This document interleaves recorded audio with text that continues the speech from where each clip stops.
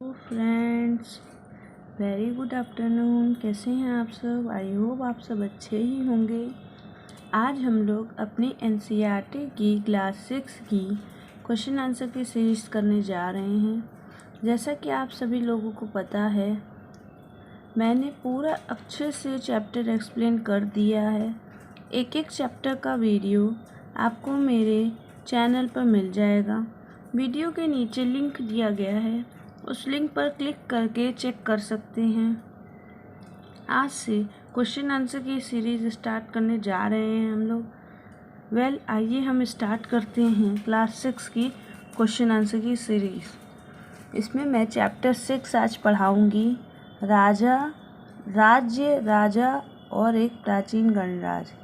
यानी राज्य, राजा और गणराज्य जो होते हैं, मतलब कई गणराज्यों को मिला के एक राज्य बनता है, तो वो किसके पास होता है? राजा के पास होता है। इन्हीं के बारे में हम आज पढ़ेंगे। आइए हम लोग क्वेश्चन स्टार्ट करते हैं। कल्पना करो, हमारा फर्स्ट क्वेश्चन है, वैशाली के उस राज्यसभागार में तुम अंदर झांक रहे हो जहां मगध के राजाओं द्वारा आक्रमण का सामना करने के विषय पर चर्चा की जा रही है। तुमने क्या सुना? अब देखिए आप ये क्वेश्चन का मतलब,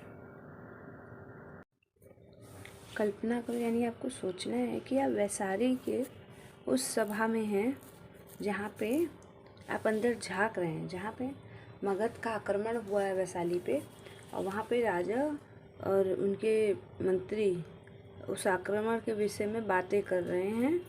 और तब आपने क्या सुना होगा? आइए हम इसका उत्तर देखते हैं।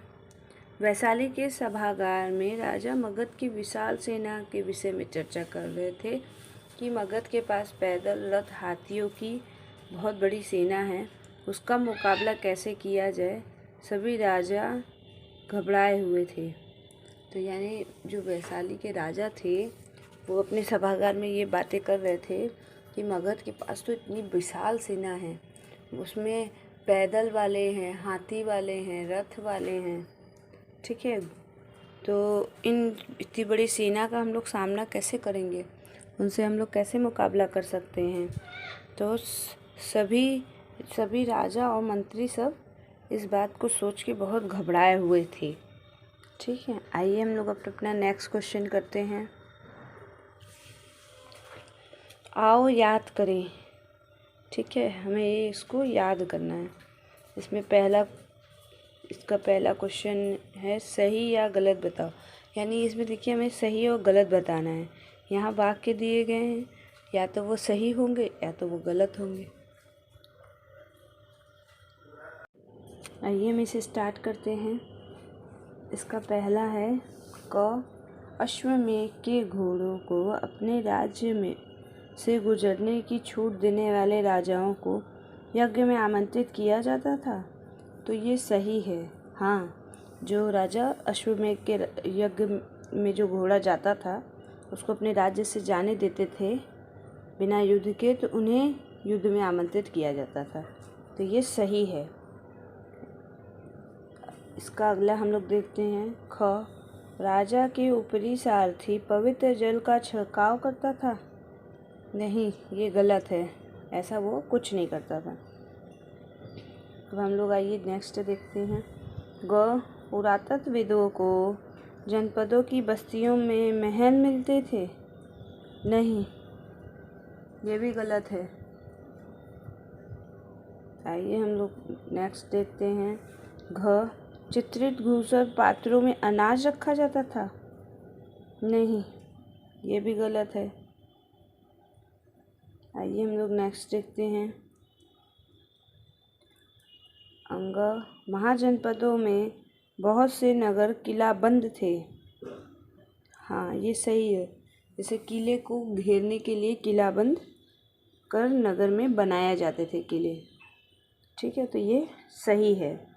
इसमें देखिए इसका मतलब, इसमें पहला क सही है, ख गलत है, ग गलत है, घ गलत है और अंग सही है। देखिए मैंने इसका उत्तर एकदम सही दिया है। पहला और पांचवा सही और बाकी 3 बीच के जो हैं वो गलत हैं। आइए हम लोग अपना नेक्स्ट क्वेश्चन करते हैं। क्वेश्चन नंबर 2, नीचे दिए गए खानों को निम्नलिखित शब्द से भरो। अब देखिए ये जो खाना बनाया गया है इसमें आपको शब्द भरने हैं। शिकारी, संग्राहक, कृषक, व्यापारी, शिल्पकार और पशुपालक। तो हम इसे कैसे भरेंगे? ये हम ऐसे भरेंगे। महाजनपद का राजा बीच में रहेगा, यहाँ बीच में महाजनपद का राजा भराएगा और इसमें फर्स्ट में आपका भराएगा, देखिए व्यापारी, सेकंड में भराएगा शिल्पकार, थर्ड में पशुपालक, फोर्थ में आपका रहेगा नीचे यानी शिकारी का संग्राहक और फिफ्थ में आपका रहेगा कृषक, जो कि ऐसे है। यानी व्यापारी और शिल्पकार ऊपर भराएगा, एक साइड कृषक लिखाएगा, दूसरे साइड पशुपालक, तीसरे तरफ शिकारी और संग्राहक। ठीक है, आइए हम अपना नेक्स्ट क्वेश्चन करते हैं। क्वेश्चन नंबर 3, समाज के वे कौन कौन से समूह थे जो गणों की सभाओं में हिस्सा नहीं ले सकते थे? समाज में देखिए कौन कौन से ऐसे समूह होते थे, ऐसे लोग होते थे जो कोई भी सभा में हिस्सा नहीं ले सकते थे। अब देखिए आइए हम लोग इसका उत्तर देखते हैं। इसमें स्त्रियां, दास, कर्मकार गणों की सभाओं में हिस्सा नहीं ले सकते थे। समझिए, मतलब स्त्री, दास और कर्मकार यानी जो कार्य करते हैं वे लोग, तो ये तीनों लोगों को गणों की सभाओं में उपस्थित होने का हिस्सा ये लोग नहीं ले सकते थे। आइए हम लोग नेक्स्ट क्वेश्चन करते हैं। आओ चर्चा करें।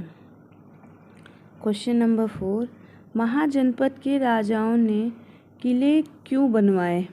अब देखिए जो महाजनपद के राजा लोग थे वे लोग किले क्यों बनवाते थे? महाजनपद के राजाओं द्वारा किले का निर्माण करने के मुख्य प्रमुख कारण निम्नलिखित थे। अब देखिए जो जनपद के राजा लोग थे उनका किले बनवाने का कारण निम्नलिखित है। आइए हम लोग इसे देखते हैं। पहला, कुछ राजा बाहरी आक्रमण के भय से अपनी सुरक्षा के लिए किलों का निर्माण करते थे। अब देखिए इसमें कुछ राजा ऐसे थे जो अपनी सुरक्षा के लिए, यानी जो बाहरी राजा होते थे उनके आक्रमण से बचने के लिए वे लोग किले का निर्माण करते थे और उसमें रहते थे। दूसरा, कुछ राजा अपनी शक्ति और समृद्धि का प्रदर्शन करने के लिए किले का निर्माण करते थे। तो अब देखिए कुछ राजा जो थे वो अपने आप को अमीर और ताकतवर दिखाने के लिए किले का निर्माण करते थे। अब देखिए 2 तरह के राजा यहाँ बताया। एक बाहरी आक्रमण के डर से किले का निर्माण करवाते थे अपनी सुरक्षा के लिए, और दूसरा अपनी शक्ति और पैसे का प्रदर्शन करने वाले राजा। ठीक है, यही 2 कारण हैं जो किला बनवाते थे। आइए हम लोग अपना नेक्स्ट क्वेश्चन करते हैं। क्वेश्चन नंबर 5, आज के शासकों के चुनाव की प्रक्रिया जनपदों के चुनाव से किस तरह भिन्न थी? अब देखिए जो आजकल के शासक के चुनाव की प्रक्रिया है उसमें जनपद के चुनाव की प्रक्रिया से ये कैसे अलग है ये हम जानेंगे। आइए हम इसका आंसर देखते हैं। आज शासकों का चुनाव आम जनता द्वारा मतदान के माध्यम से किया जाता है। अब देखिए आज का जो समय है प्रेजेंट टाइम आपका, इसमें जो शासकों का चुनाव होता है ये यहाँ की आम जनता के द्वारा मतदान के माध्यम से किया जाता है। मतलब जनता उस पार्टी को वोट देगी तो उस पार्टी में जो ऊंचे वाले पद पे होगा वही शासक बनेगा। ठीक है, परंतु जनपदों में कुछ लोग बड़े बड़े यज्ञों को आयोजित कर राजा बन जाते थे। अब देखिए जनपद में जो लोग होते थे वे कुछ लोग ऐसे होते थे जो बड़े बड़े यज्ञ का आयोजन करके खुद को वहाँ का राजा बना लेते थे। ठीक है, तो जनपद में इस तरह से जनपद और शासक के चुनाव में भिन्न है। आइए हम लोग नेक्स्ट क्वेश्चन करते हैं। आओ करके देखें। अब आपको उसको करके देखना है। आइए हम लोग अपना नेक्स्ट क्वेश्चन करते हैं। आओ करके देखें।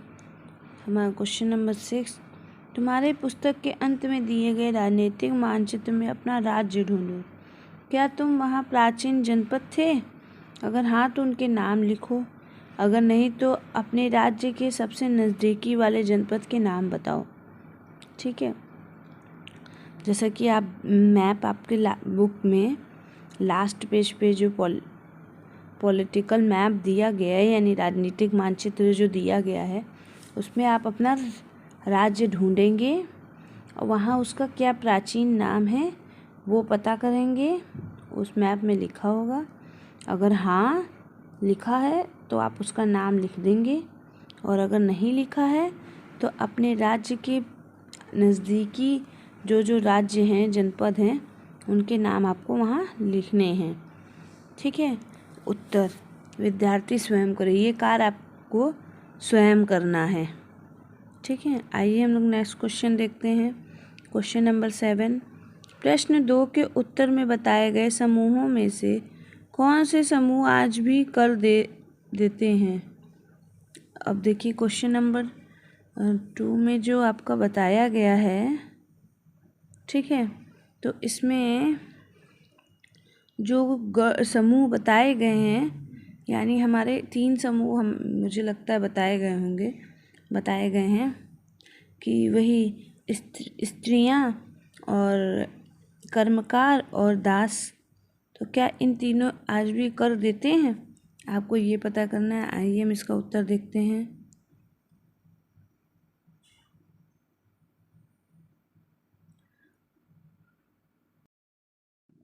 प्रश्न 2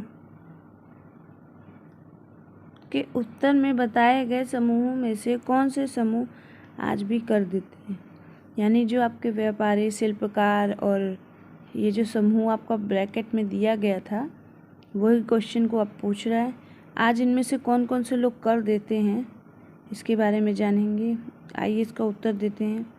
आज भी पहला व्यापारी, दूसरा शिल्पकार और तीसरा पशुपालक, ये तीनों कर देते हैं। ठीक है, ये लोग आज भी कर देते हैं।